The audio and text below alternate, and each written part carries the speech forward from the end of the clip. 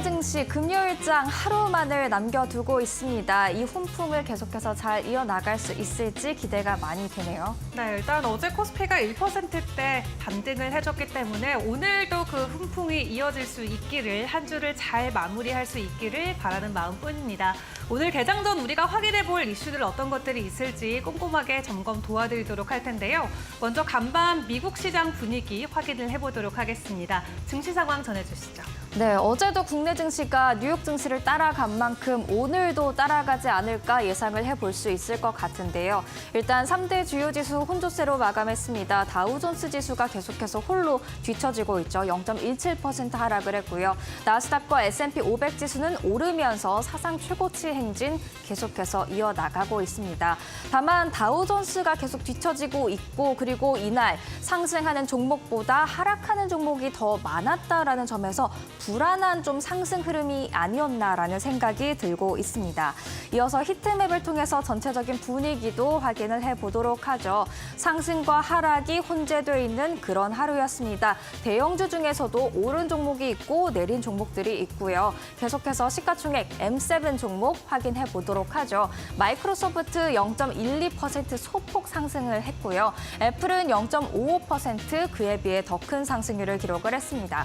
그렇기 때문에 시가총액 1위 자리가 종가 기준으로도 이날 뒤바뀌는 일이 있었는데 잠시 뒤 다시 확인을 해보도록 하고요. 시가총액 3위에 잘 안착해 있는 엔비디아 3.52% 강세를 보였습니다. 브로드컴의 영향이 일로 가지 않았나 싶은데 브로드컴 호실적에 급등한 바 있죠.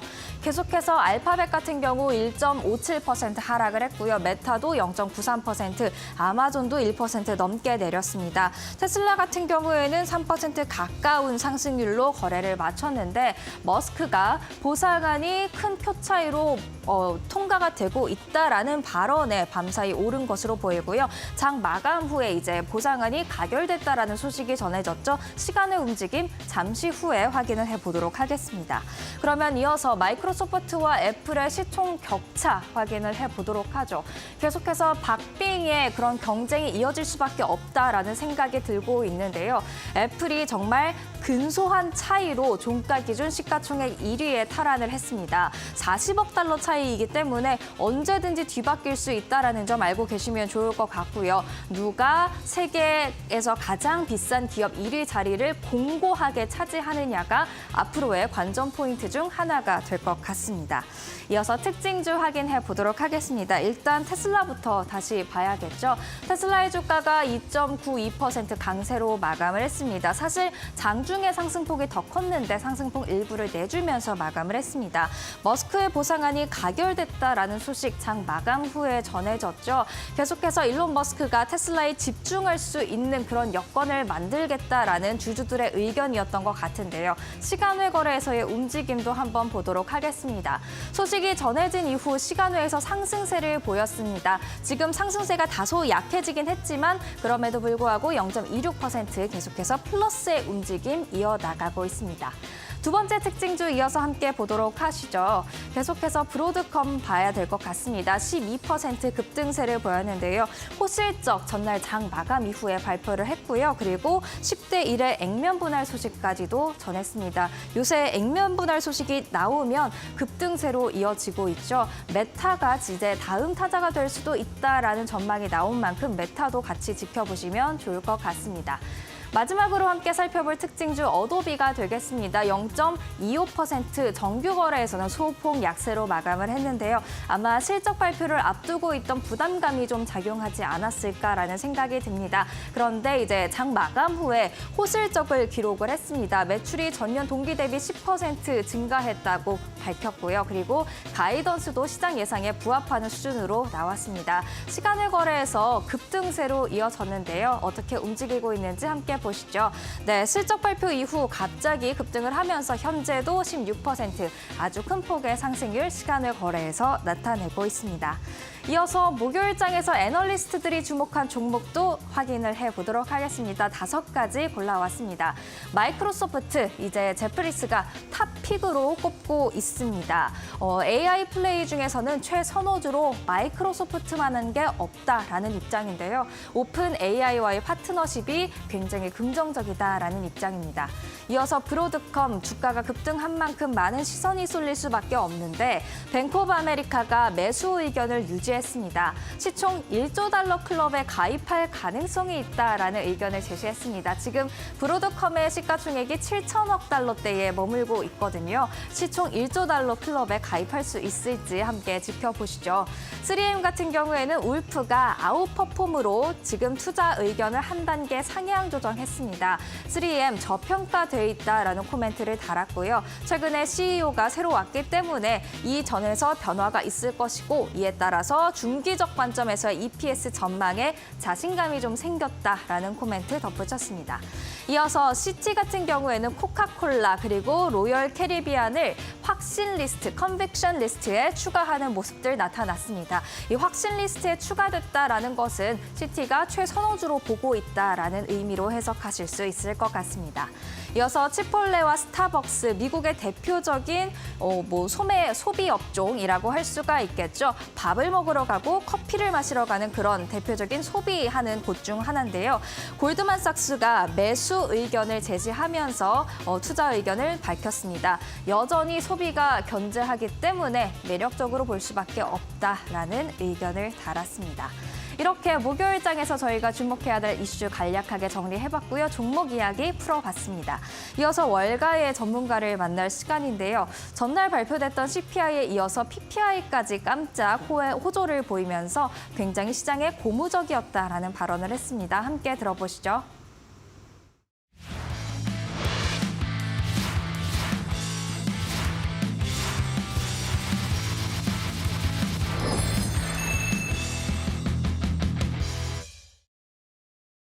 Well, I think today is kind of classic digestion day after a pretty meaningful move up to all-time highs on, both the Nasdaq and the S&P.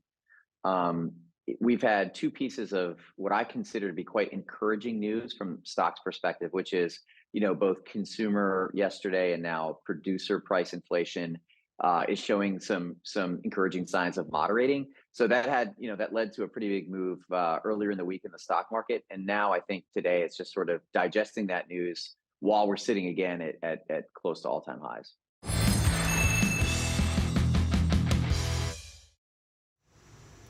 네, 어제장 우리 증시 함께 점검해보고 오늘 개장 전 확인해볼 이슈들은 어떤 것들이 있는지 체크해보는 시간입니다.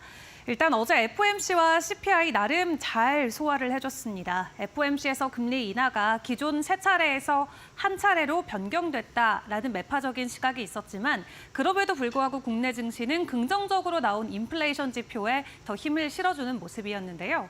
해당 여파로 코스피 같은 경우는 1% 가까이 상승폭을 키워냈고요. 코스닥 같은 경우는 강보합권으로 마무리를 지었습니다.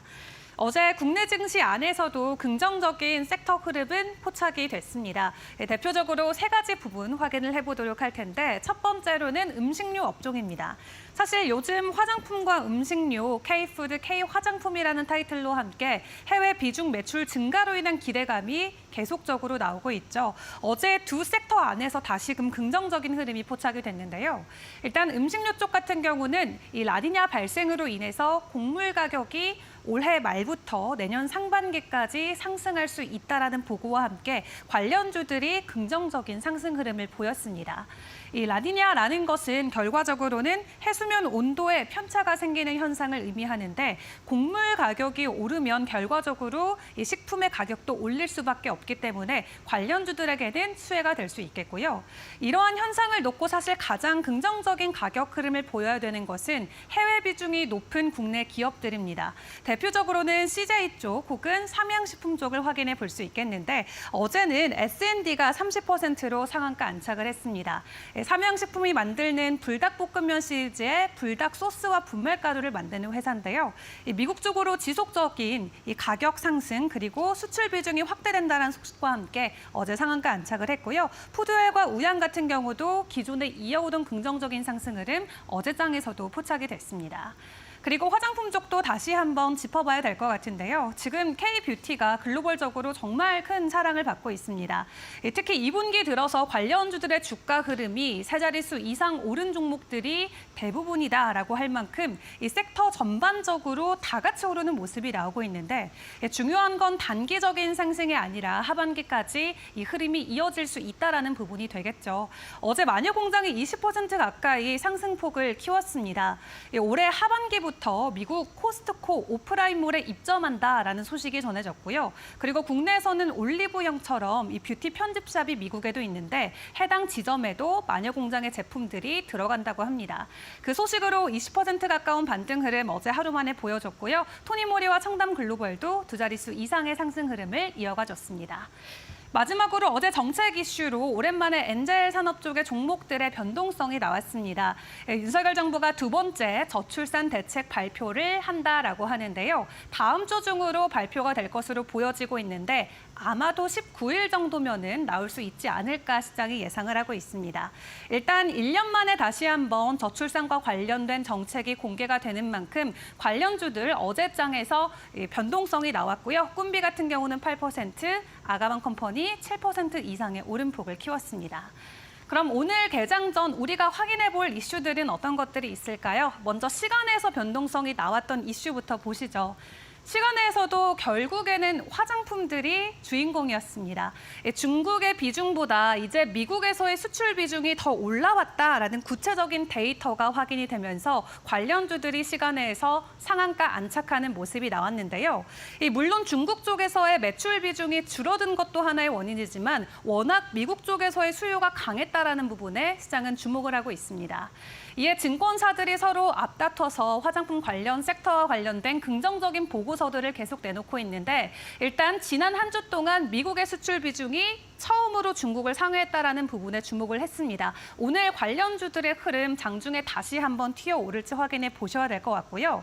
또 어제 개별주의 소식이 있었는데요. 선진 뷰티 사이언스 같은 경우는 이 신규 사업으로 지정한 일반 의약품의 공장들을 증축한다라는 발표가 있었습니다. 해당 소식으로 어제 시간에서 상한가 안착했고요. 관련주들 종가 현황 바로 확인해 보겠습니다. 크게 4개 기업 볼 수 있겠고요. 이 4개 기업은 어제 시간에서 모두 긍정적인 상승 흐름을 보였던 종목입니다. 그중에서도 삐아 그리고 선진 뷰티 사이언스는 상한가 안착을 한 만큼 오늘 장 출발하고 나서의 변동성 함께 확인을 해보시죠. 이어서 마지막 소식 확인해 보도록 하겠습니다. 오늘 2차 전지 관련주들 기대하시는 분들 많이 있으실 것 같습니다. 간밤 테슬라가 장중한 때 7%가 넘는 강한 상승을 보여줬는데요. 그 이슈에 더불어서 유럽 쪽과 관련된 이슈도 있어서 함께 확인을 해보도록 하겠습니다. 일단 일론 머스크의 보상안이 가결됐다라는 긍정적인 이슈도 있지만 지금 유럽 쪽에서 중국을 향해 전기차 관세를 부과한다는 소식 저희가 여러 차례 전해드렸었죠. 근데 유럽에서 테슬라만 콕 집어서 제외를 해주겠다라는 부분이 언급이 되고 있습니다. 지금 중국에서 생산되는 전기차 같은 경우는 최고 50%에 가까운 세율이 부과되게 되는데 오히려 테슬라는 현 세율보다도 해당 세율을 더 낮출 가능성까지도 제기가 되고 있는 것입니다. 지금은 20% 정도의 세율이 책정이 돼 있는데 중국에서 공장을 두고 테슬라 차량이 만들어지고 있는데 해당 차량들에게는 추가적인 수혜를 주겠다라는 게 유럽 측의 입장이고요.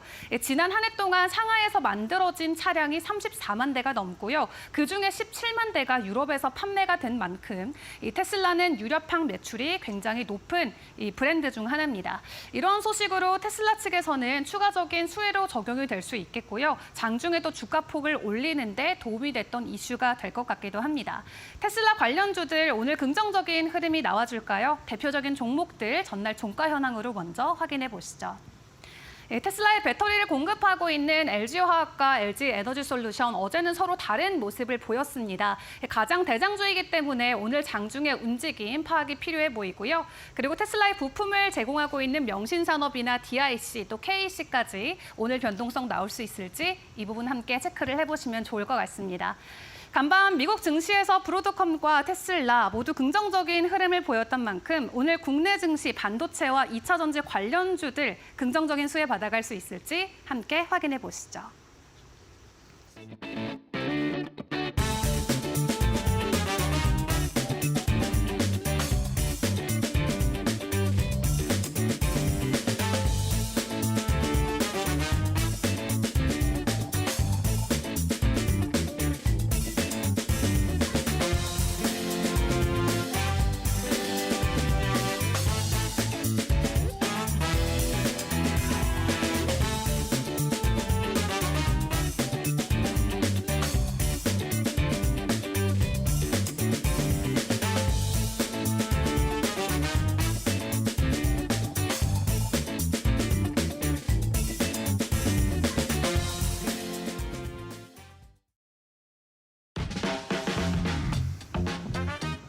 네, 여러분 안녕하십니까. 6월 14일 금요일입니다. 한 주 또 이제 오늘 마지막 날이네요. 자, 오늘 뉴스 브리핑 준비한 거 하나하나 좀 열어보도록 하겠습니다. 첫 번째 소식은 아무래도 이제 어제 FOMC 얘기에 대한 그 후속 얘기를 좀 해봐야 되겠죠. 확실히 좀 미국의 지표들, 특히 물가 관련 지표들의 둔화세는 뚜렷해지는 것 같습니다. CPI 이미 여러분들 아시는 것처럼 뚜렷하게 둔화가 되고 있고 또 오늘 어제 밤늦게 나왔죠. 5월 PPI 역시 원래는 좀 플러스 정도, 플러스 소폭 정도 뭐 되지 않겠냐 싶었던 게 마이너스 0.2%를 이렇게 해서 깜짝 감소다 이런 표현까지 나오는데 그만큼 생산자 물가의 하락세가 더 크다. 내부적으로 좀 더 들어가 보면 이 휘발유 가격 등 이 에너지 쪽 가격들이 많이 떨어진 게 뭐 직접적인 큰 어떤 영향을 미쳤다 이렇게 얘기가 좀 나오고 있고요. 중요한 거는 도매 물가는 시차 짧게 보면 한 달부터 얘기가 나오는 6개월 그 사이에 이제 소매 물가 영향을 미친다라는 점을 봤을 때 분명히 CPI 둔화와 더불어서 아무래도 미국의 인플레 어떤 탄력이 둔화되고 있다는 데서는 또 하나의 증거 자료가 될 수 있다. 이 점에서는 분명히 의미가 있다고 볼 수가 있겠습니다. 시장은 이 미국의 이런 상황들, 어제 FOMC의 내용을 가지고 사실은 이제 연내 원래 2번 내지 3번 정도 금리 인하를 기대했던 게 연초부터 사실인데 지금은 일단 한 번, 많으면 2번. 근데 한 번 쪽에 무게가 좀 더 실리는 그런 모습인 거죠. 근데 시장은 한 번이라도 내리는 게 어디냐 쪽에 조금 더 무게를 두고 있는 것 같고요. 그 부분 때문에 상당히 좀 어제 시장이 환호했고 오늘도 그 분위기가 이어지고 있는 것 같습니다. 결국 시장은 불확실성이 해소됐다. 한때 여러분들 잘 아시는 것처럼 연준 일부 위원들 가운데 금리를 인상할 수도 있다 이런 얘기가 나왔던 거에 비하면 일단 금리 인상에 대한 어떤 불확실성 이런 부분들이 해소됐다라는 거. 이 점에 좀 더 시장은 방점을 두고 있다 이렇게 볼 수가 있겠고요. 근데 전체적으로 이 인플레 부분에 대해서는 물론 앞서 말씀드린 CPI라든가 PPI가 둔화되는 게 뚜렷해지고 있다. 이 부분은 확실한 팩트는 맞는데 어제 이게 3, 6, 9, 12 이렇게 연준이 FOMC를 할 때마다 요 4달에는 그 다음 분기에 대한 그 경제 전망까지 같이 나오지 않습니까? 근데 어제 나왔던 연준의 내용 중에서 제가 조금 우려스럽게 봤던 부분은 근원 PCI 기준으로 2.6%를 올해 될 것이다 전망을 했던 거거든요. 3월 달 전망치에서 2.4%였으니까 상향 조정됐다라는 거. 연준이 되게 중요하게 보는 물가 지표가 3월 달 전망보다 6월 달 전망 때도 상향됐다라는 거는 조금 좀 무겁게 좀 바라봐야 될 부분인 것 같고요. 또 잘 아시는 것처럼 주거비 계속 여전히 오르고 있고 서비스 물가도 아직은 이 강한 탄력이 있다라는 점 이런 전반적인 것들을 봤을 때 인플레에 대해서는 아직 연말까지는 적어도 끝날 때까지는 끝난 게 아니다라는 이 얘기를 좀 유념을 하면서 지켜봐야 될 것 같습니다. 자, 요 얘기를 연결을 해서 이제 어제 외국인이 1조 5천억 가까이 샀던 거에 얘기를 좀 더 이어가 보겠습니다. 거북이 삼성전자 미국 번호풍 탈까? 왜 이제 삼성전자가 어제 이데일리 증권면에서 이렇게 앞에 좀 크게 다뤄졌냐 하면은 삼성전자는 잘 아시는 것처럼 여기 표에도 나옵니다만 연초에 5만 5천 원대에서 어제 7만 8천 원대까지 사실은 이 정도면은 굉장히 연초 상반기에 수익률 잘 나온 거죠. 근데 이제 문제는 삼성전자가 반도체 대표주라는 겁니다. 여기 표에는 나오지 않습니다만 SK 하이닉스 같은 경우는 같은 기간에 7만 원대에서 20만 원대 넘겼지 않습니까? 그러니까 거의 3배 가까이 올랐던 걸 감안하면 삼성전자는 SK 하이닉스에 비해서 주가가 굉장히 덜 오른 거죠. 그러니까 의아할 수도 있습니다. 지금 갑자기 이 얘기를 보는 분들은. 근데 이제 잘 아시죠? HBM 때문인 건데요. 아무래도 SK하이닉스는 엔비디아의 이 아주 굉장히 중요한 핵심 협력 파트너로서 HBM을 단독 납품을 그동안 계속 해왔죠. 물론 이제 마이크로를 이제 들어간다고 합니다만. 그러다 보니까 그것들이 그런 어떤 재료들이 주가에 그대로 다 반영이 돼서 엔비디아가 오른 것만큼이나 SK하이닉스도 올해 강한 상승 탄력을 보이고 있지만 삼성전자는 아직 못 들어가고 있다는 거. 이게 가장 강력한 악재가 되는 거죠. 근데 지금 어제 외국인들이 삼성전자를 거의 1조 원 가까이 샀습니다. 전체 외국인들 순매수 규모의 순매수 부분에서도 절반 이상을 차지하는 부분이 되는 건데 그렇게 외국인이 삼성전자를 사들이고 있는 이유에 대해서는 아무래도 결국은 3분기에는 또는 늦어도 4분기에는 삼성전자의 HBM이 엔비디아에 납품될 것이다라는 기대감이 깔려 있다 이렇게 볼 수밖에 없습니다.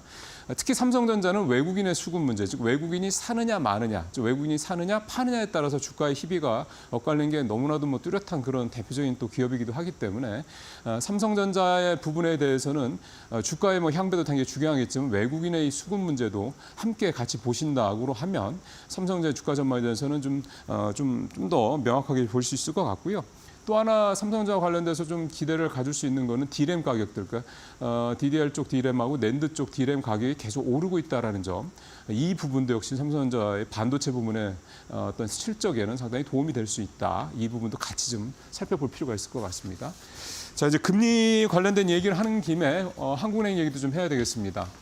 한국은행이 어제 FOMC 끝나고 난 다음에 바로 시장 상황 점검 회의라는 걸 열었습니다. 사실 매번 하긴 하는 건데 여기에서 이제 한국은행이 FOMC 결과와 관련해서 어떤 스탠스를 내놓느냐, 이게 이제 향후 한국은행의 금통위의 어떤 움직임에 미리 어떤 선제적으로 좀 예상을 할 수 있는 그런 어떤 신호가 되기 때문에 어제 그 부분을 좀 내용을 좀 살펴봤는데요. 어제 한국은행에서 나온 입장은 시장에서 좀 앞서 말씀드린 이런 어떤 분위기하고는 조금 달랐습니다. 상당히 좀 신중하게 어떻게 보면 좀 매파적으로 한국은행은 해석을 하고 있었는데요. 연말까지 연준의 입장은 금리 인하 속도가 예상보다 더 더뎌질 수 있는다로 보고 있다. 이렇게 이제 어제 한국은행은 공식적으로 해석을 했습니다. 이에 앞서 또 이창용 한국은행 총재의 얘기는 어제 FOMC 결과를 보기 전에 얘기긴 합니다만은 2%에 대해 물가가 수렴이 되는 걸 확신할 때까지는 지금의 현재 상황, 금리 통화 정책 상황을 계속 유지하겠다. 그러니까 금리를 내리겠다는 부분에 대해서는 굉장히 조심스럽게 접근한다. 이거를 이제 알 수 있는 그런 대목인데요. 이렇게 된다고 해서 시장에서 나오는 얘기는 한국은행은 연준의 금리 인하를 확인한 다음에나 금리를 내릴 가능성이 있다. 그렇게 된다고 그러면 빨라야 4분기, 늦으면 내년 초에는 한국은행은 금리를 내릴 것이다. 이런 전망이 좀 나올 수밖에 없는 거죠. 한국은행의 금리 인하 시기가 더 뒤로 더 지연된다는 얘기는 우리 거시 쪽 입장에서 봤을 때는 상당히 고금리, 현재 이 5% 전후의 고금리 상황이 더 계속된다. 그러니까 내년 상반기까지도 계속된다는 점으로 봤을 때 우리 경제에 미칠 주름살을 미치는 그런 영향은 상당히 클 수밖에 없습니다. 현재 좀 가계와 기업 대출 올 1분기에 상당히 좀 많이 늘었습니다. 주택담보대출도 많이 늘었고요. 이런 과정에서 중소기업이라든가 개인의 특히 이제 영세 소상공인이나 자영업자들의 이 연체율들이 굉장히 좀 높아지고 있습니다. 결국 우리 경제의 이 내실이 굉장히 좀 악화되고 있다, 이런 얘기가 좀 되는 거거든요. 결국 이런 얘기들은 시장 쪽 측면에서 봤을 때는 국장, 즉 한국 시장에 대한 매력이 그만큼 떨어진다라고 얘기를 할 수밖에 없는 겁니다. 가뜩이나 해외로 투자 비중이 더 넘어가고 있는 상황에서 우리나라 경제, 그러니까 거시 경제에 대한 이런 여러 가지 좋지 않은 내용들이 나온다라는 거는 결국은 우리 시장에도 결국은 악재가 될 수밖에 없다, 이런 생각이 좀 듭니다. 자, 오늘 마지막 얘기는 기업 얘기 좀 해보겠습니다. 저도 한번 이미 말씀을 드렸었는데요. 정기산 H현대 부회장, 3세 경영인이죠. 자사주를 계속 삽니다. 지난번에 말씀드렸을 때만 해도 이게 뭐 일시적으로 끝날 수도 있다, 뭐 이런 얘기도 시장의 전망도 말씀을 드렸는데 지난달에서 또 사고 있습니다. 보니까 지금 지난달 초부터 해서 27차례 44만 주, 돈으로는 300억 넘게 자사주를 매입을 했습니다. 잘 아시는 것처럼 그 회사의 경영진이라든가 어떤 뭐 임직원들이 자사주를 산다는 건 호재다. 뭐 너무나 상식적인 얘기죠. 오너가 자사주를 계속해서 산다는 거는 이 호재 차원을 넘어서서 또 다른 의미가 담겨 있을 수밖에 없죠. 자, 그 이유를 좀 분석을 해봤는데 여러 가지가 나옵니다.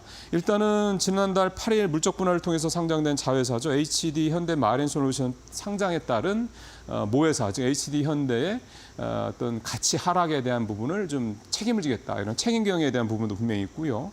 또 하나는 이제 HD 현대가 HD 현대 그룹의 이제 지주회사잖아요. 그러니까 전체적으로 이 지주회사 내에 있는 자회사들의 실적에 대한 자신감, 이게 반영이 된 거라고도 볼 수가 있겠고, 지금 정 부회장의 지분율이 5% 초반 정도거든요. 그러니까 높지는 않습니다. 근데 이거를 또 높인다는 측면에서 봤을 땐 지배 구조로 강화한다, 이런 측면 해석도 좀 가능할 수 있고요. 근데 전체적으로 지주회사, 또 그 지주회사의 주식을 갖고 있는 오너가 지분을 늘린다라는 거는 크게 보면은 단순히 뭐 주가가 뭐 올라간다, 이런 부분도 있겠지만 크게 보면 저는 두 가지로 해석을 해봅니다. 일단은 앞에서 얘기했던 내용이긴 한데 지배구조 강화 차원의 부분이 분명히 있을 것 같고요. 또 하나는 이제 결국 이제 지금 이제 삼성전자라든가 뭐 신세계도 그렇고 대부분의 이제 이 오너 그룹들의 상속 문제가 아니라 상속세 세금, 이 세금 문제가 굉장히 크지 않습니까? 아직은 뭐 정몽준 회장이 큰 문제가 없겠지만은 향후에 이런 부분에 대해서 좀 장기적으로 미리 지분을 높여서 그리고 그 사이에 지분을 높이면서 배당도 높여서 그 부분에 대한 어떤 자금을 뭐 미리 좀 마련하는 이런 차원으로 해석도 좀 가능할 것 같습니다. 역시 오너가 자사를 하는 거는 단순히 호재 차원을 넘어서 여러 가지 해석을 할 수밖에 없는 것 같습니다. 자, 이번 한 주도 달려오느라 고생하셨습니다. 잘 주말에 쉬시고 다음 주 월요일 날 아침 뵙겠습니다. 고맙습니다.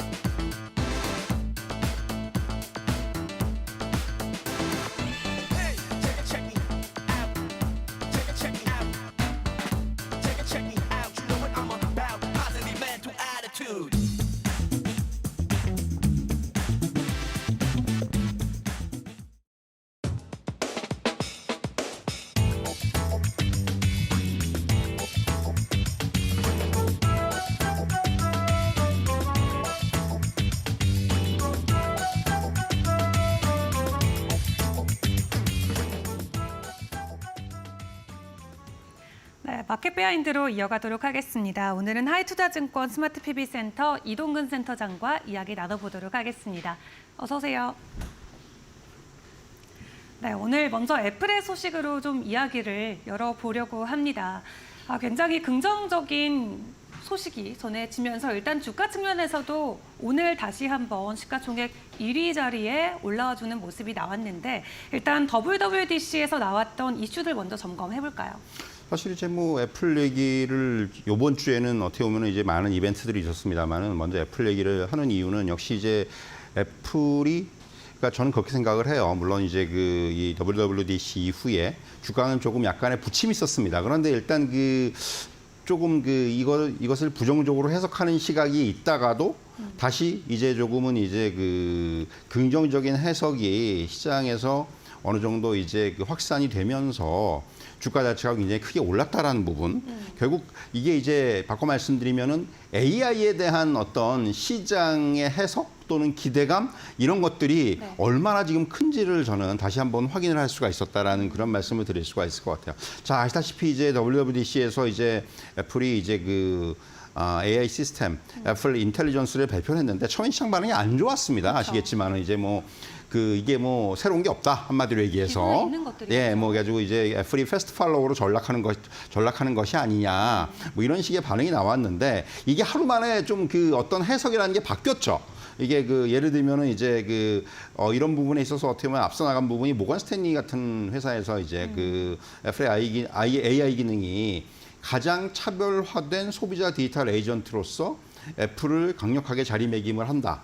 그래서 결국 애플의 어떤 그 전략을 봤을 때는 구형 아이폰에서는 AI 기능을 사용할 수 없게 할 것이고 그렇다면 이제 하반기에 나올 아이폰 16이 굉장히 많이 팔릴 것이다. 한마디로 얘기해서. 이게 어떻게 보면 굉장히 이거는 어느 정도 예상은 했지만은 네. 뭐 그 애플이 지금까지 이제 2022년 출시되었던 아이폰 13이 6,600만 대가 팔렸거든요. 네. 그러니까 이게 가장 많이 팔렸으니까. 근데 지금 시기가 딱 그 아이폰 13을 쓰시던 그 유저들이 이제 교체할 시기예요.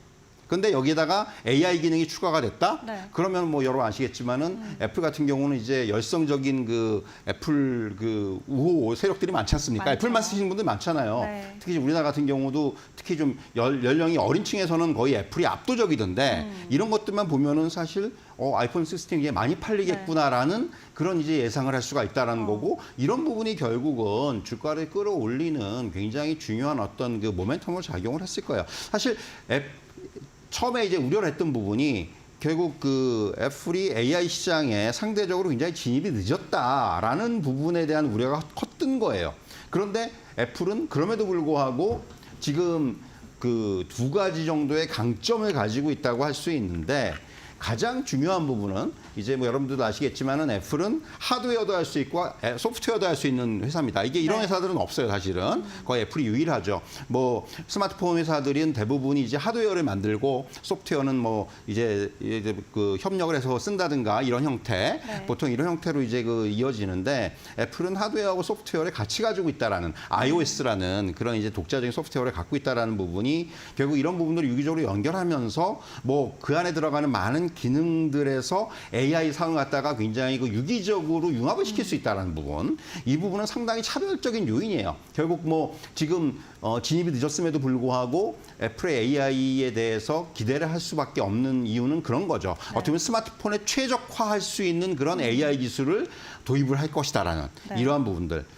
그리고 이제 앞서 말씀드린 대로 결국은 충성심 강한 고객층이 있다라는 부분. 이 두 가지가 사실은 애플의 굉장히 가장 큰 강점이고 이런 부분들이 지금 다시금 애플을 주목하게 만드는 그러한 요인이 됐다 이렇게 말씀드릴 수가 있겠고요. 아직까지는 뭐 시장의 좀 평가라든가 전문가들의 평가가 엇갈릴 수는 있겠지만은 결국 저는 애플뿐만이 아니라 최근에 이제 그 이러한 그 IT 그 빅테크들을 중심으로 나타나는 일련의 AI 붐에 대해서 계속해서 평가가 돼야 된다고 생각을 합니다. 엔비디아, 뭐 또 애플, 뭐 더 나가서는 이제 그 뭐 AMD, 뭐 또 이제 마이크로소프트 이런 회사들이 지금 소프트웨어 회사건 하드웨어 회사건 간에 어느 회사든 간에 그리고 이제 반도체 뭐 회사를 아우르는 이러한 기업들이 전부 다 지금 결국은 AI에 대한 투자, AI에 대한 채택 그리고 AI에 대한 어떤 그런 이제 기술의 도입 이런 부분들을 가지고 지금 사실은 시장이 움직이거든요.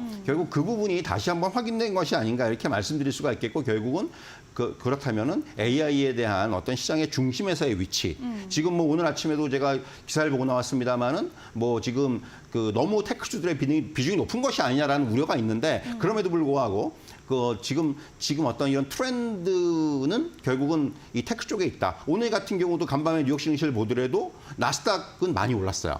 다우는 제자리 걸음이었죠. 결국 이런 것들만 놓고 보더라도 지금 시장의 어떤 방향이 어느 쪽으로 향하고 있는지를 다시 한번 확인할 수 있지 않았나 이렇게 말씀드릴 수가 있을 것 같아요. 네, 온디바이스 기기 측면에서 사실 늦기는 했습니다. 지각상이긴 한데 그럼에도 불구하고 애플을 사랑하는 많은 유저들이 있기 때문에 애플이 다시 한번 판매량을 회복시켜줄 수 있겠다라는 월가 전문가들의 의견으로 애플은 오히려 긍정적인 흐름을 연일 계속 이어가고 있는 상황이었습니다.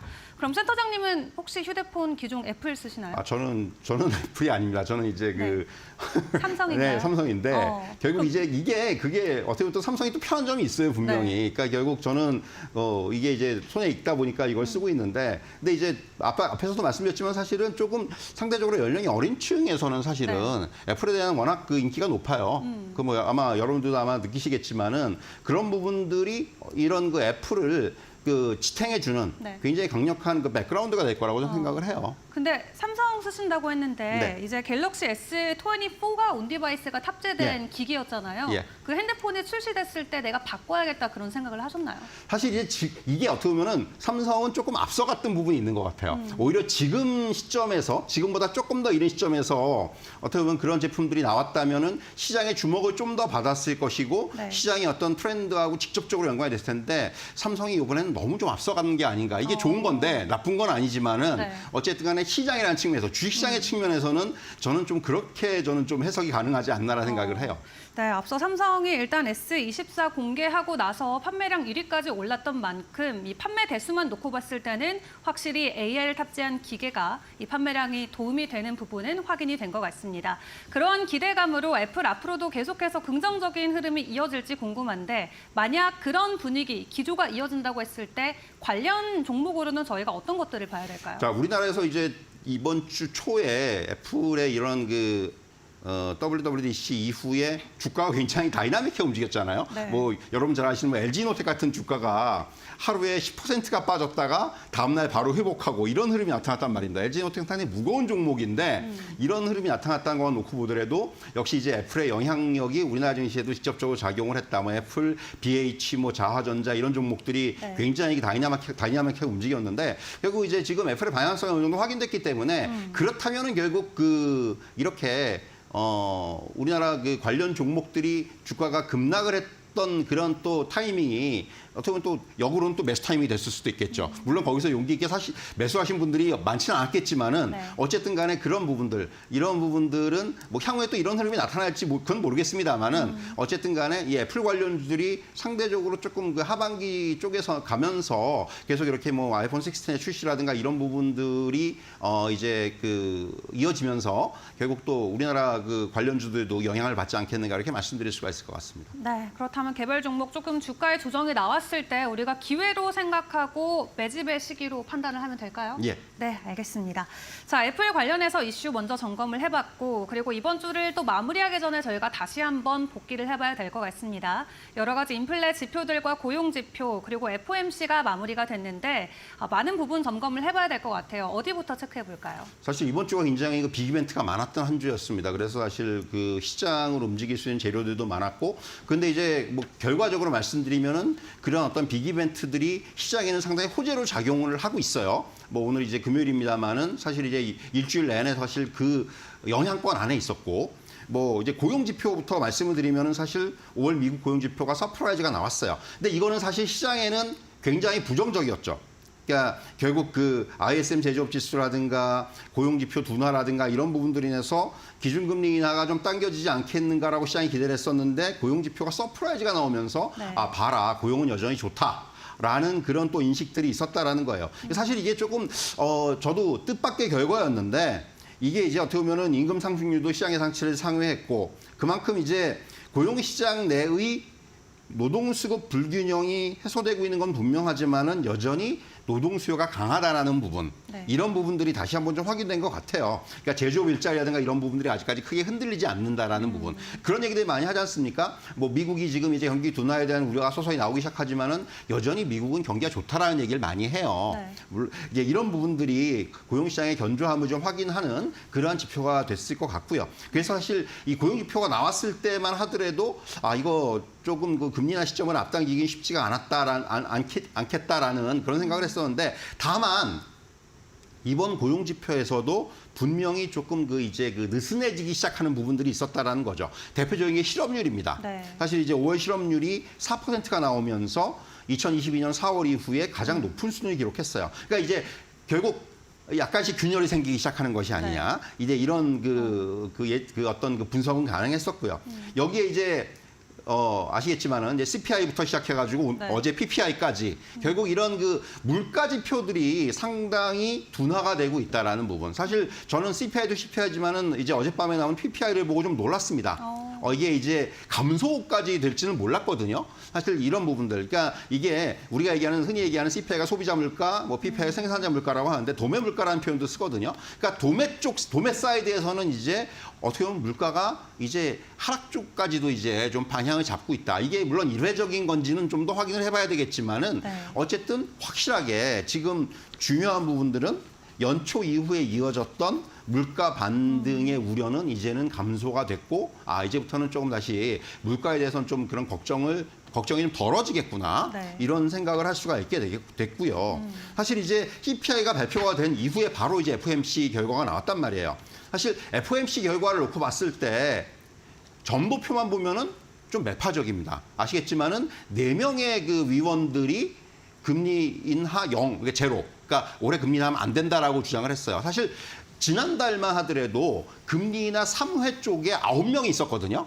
근데 이번에는 금리 인하 3회 쪽에 아무도 없었습니다. 이런 것만 놓고 보더라도 굉장히 이 FOMC의 그 점도표 상의 그런 의견들이 굉장히 다이나믹하게 변화했다. 그래서 사실 아시겠지만 이제 당초에 그 3회 전망에서 1회 전망으로 하는데 여기서 중요한 거는 점도표가 조금 그 매파적으로 나왔다고 하더라도 파월 의장의 발언만 놓고 보면 굉장히 저는 비둘기파적으로 해석할 수가 있다고 말씀드릴 수가 있을 것 같아요. 네. 우선 점도표가 그렇게 중요한 게 아니라는 말을 했어요. 그러니까 이게 어떻게 보면은 5월 CPI를 보고 나서 아마 뭐 제 생각인데 파월 의장이 약간 좀 이거 조금 상황이 달라질 수 있겠구나라는 그런 생각을 했을 수도 있을 것 같고요. 그러면서 사실 1회 어떤 금리 인하가 이제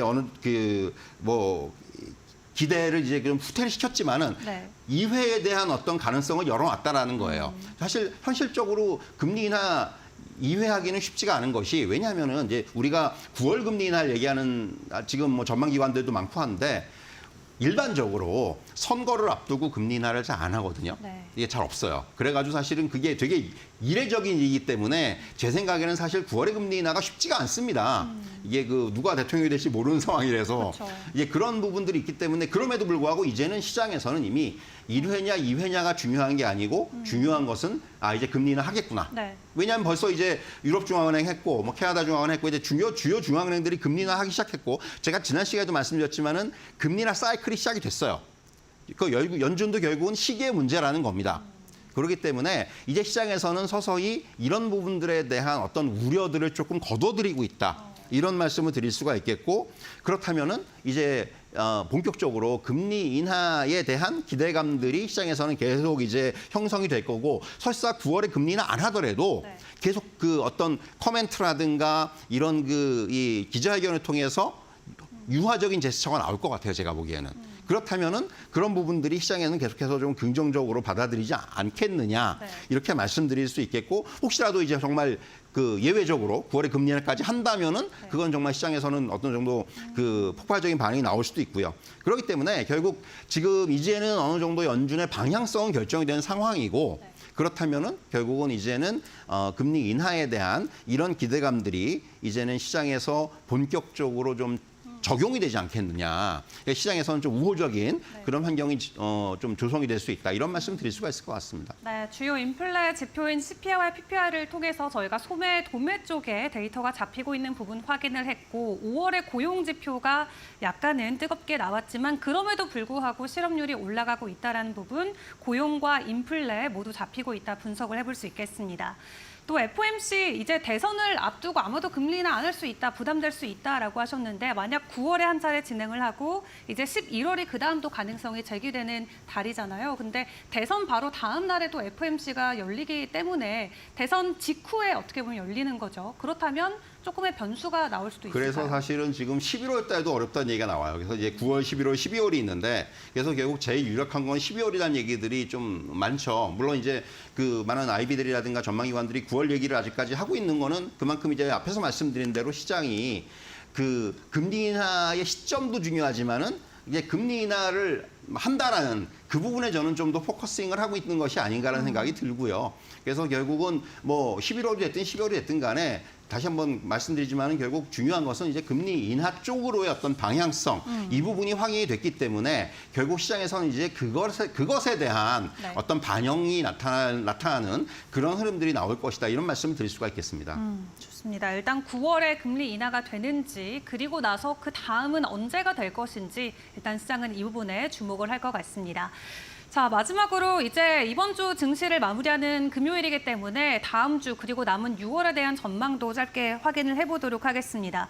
최근 우리 시장 안에서 좀 단기적으로 테마성 순환매가 지속이 돼 왔는데 이런 분위기 계속 이어질까요? 사실 이제 어제는 조금 동시 만기일이기도 했고 그래가지고 조금 대형주들 특히 삼성전자라든가 이런 쪽에서 외국인들이 강하게 매수가 들어왔어요. 물론 이런 부분을 좀 더 확인이 필요해요. 이것이 단지 어떤 선물과의 연계된 매매인지 이런 부분들은 좀 더 확인이 필요하지만은 이제 지금은 아직까지 저는 지금 나타나고 있는 종목 장세 순환매 이런 흐름에서 당분간은 조금 벗어나기 힘들다는 쪽에 무게를 두고 있습니다. 뭐 아직까지 디스플레이가 본격적으로 나오기까지는 물론 시장의 환경은 전반적으로 완화가 되고 있지만은 결국은 이 부분은 조금 더 확인해야 되는 부분들이 있고요. 다만 어제 같은 흐름들이 좀 이어진다면은 이게 뭐 외국인들이 삼성전자에 강하게 사주고 그리고 대형주 쪽으로의 어떤 매기가 조금 더 강하게 유입이 된다면은 시장의 또 패턴이 바뀔 수가 있어요. 다만 아직까지는 그런 부분들은 좀 더 확인이 필요하다 이렇게 말씀드릴 수가 있을 것 같고요. 뭐 최근에 말씀하신 대로 시장의 흐름을 보면은 뭐 압도적으로 종목 장세예요. 뭐 특히 이제 단순히 어떤 테마들의 순환 매도 순환 매지만은 일부 추세가 살아있는 종목들이 굉장히 그 추세를 타고 가는 이런 흐름들이 좀 나타나고 있기 때문에 이런 흐름이 뭐 저는 조금 더 유지가 되면서 결국 왜냐하면 지금 그럴 수밖에 없다고 생각하는 것이 시장의 자금은 아직까지 한정이 돼 있습니다. 그리고 결국은 지금 어떤 이런 그 수익의 극대화를 노리는 이런 순환매 패턴이 계속해서 이어지고 있기 때문에 그 대형주들의 시세 연속성이 아직까지는 약해요. 그런 부분들까지 감안한다면은 지금은 일단은 단기적으로는 지금 패턴에 조금 더 저는 연장이 될 것으로 보고 있고요. 다만 코스피 지수가 2,700선 이제 위로 완전히 안착을 하는 상황이기 때문에 박스권 하단이 높아지고 있다라는 거죠. 그러면서 우상향의 패턴을 회복해 나갈 것으로 예상을 하고 있고요. 장기적으로 봤을 때는 저는 뭐 여러 가지 시장이 우호적인 앞에서 말씀드린 금리 인하 또 이제 그리고 밸류업 이슈가 다시 또 재현이 될 거고요. 그리고 또 결국은 지금 시장의 가장 큰 줄기인 AI에 대한 꺾이지 않는 기대라든가 또 기업들의 실적 개선 제가 계속해서 말씀드립니다만은 실적 개선세가 나타나고 있다라는 부분 그리고 견조한 수출 증가세 이러한 부분들이 결국은 시장에 우호적으로 작용을 하면서 이제는 조금은 시장이 좀 본격적인 상승의 궤도로도 접어들 수 있지 않겠는가. 저는 조금은 좀 긍정적인 전망을 한번 해보겠습니다. 좋습니다. 여기까지 이동근 센터장과 주요 이슈들 함께 점검했습니다. 감사합니다.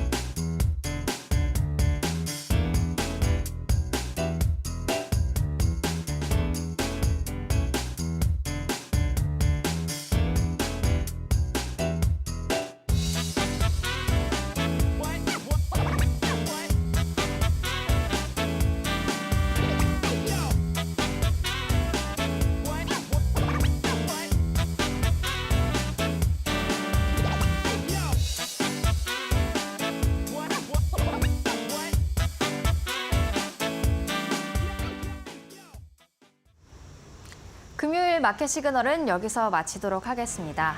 네, 저희는 다음 주 또 새로운 시그널들을 여러분께 포착해 드리도록 하겠습니다. 다음 주 아침 같은 시간에 찾아뵙겠습니다. 함께해 주신 여러분 고맙습니다. 고맙습니다.